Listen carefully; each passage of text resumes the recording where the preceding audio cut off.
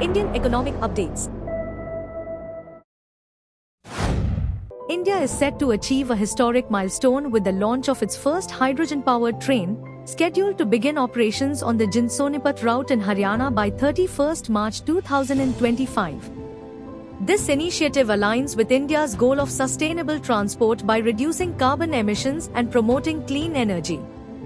Hydrogen trains operate using fuel cells, emitting only water and heat, making them a greener alternative to diesel locomotives.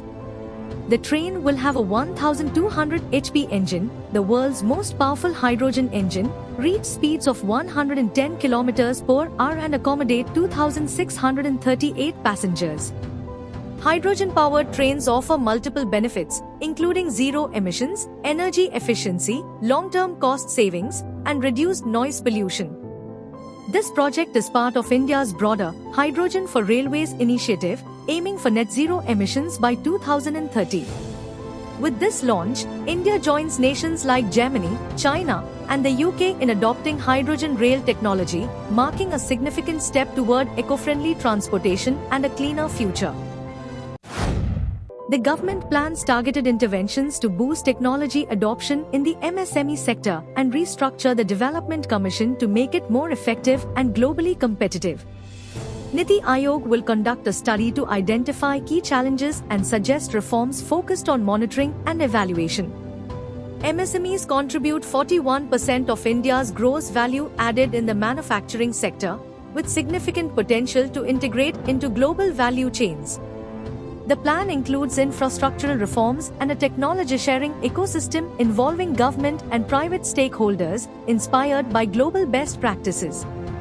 DC MSME will be revamped as a single-window agency for policy, finance, raw material procurement, and marketing support. The study will analyze MSME sector trends, compare global technology adoption, and recommend strategies to enhance competitiveness.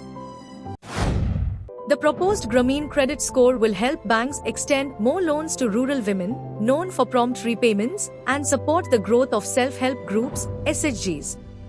It will factor in utility bill payments, small UPI transactions, and enrollment in government schemes like Ladli Behna Yojana.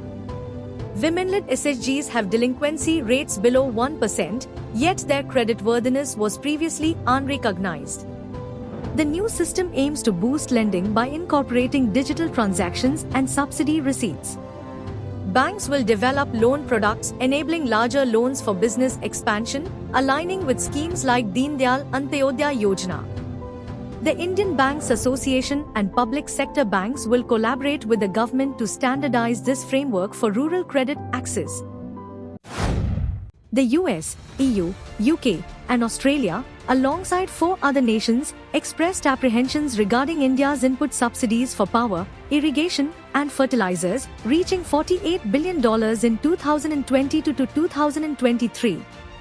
This amount, according to the US at a recent World Trade Organization meeting, exceeds twice the value of all trade-distorting support reported in 2021 to 22, urging India to enhance transparency.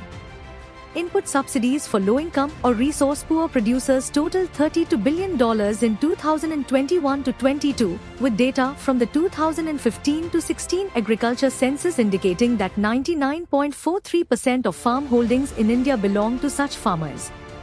These subsidies fall under Article 6.2 of the WTO's Agreement on Agriculture, offering developing countries leeway in domestic support provision.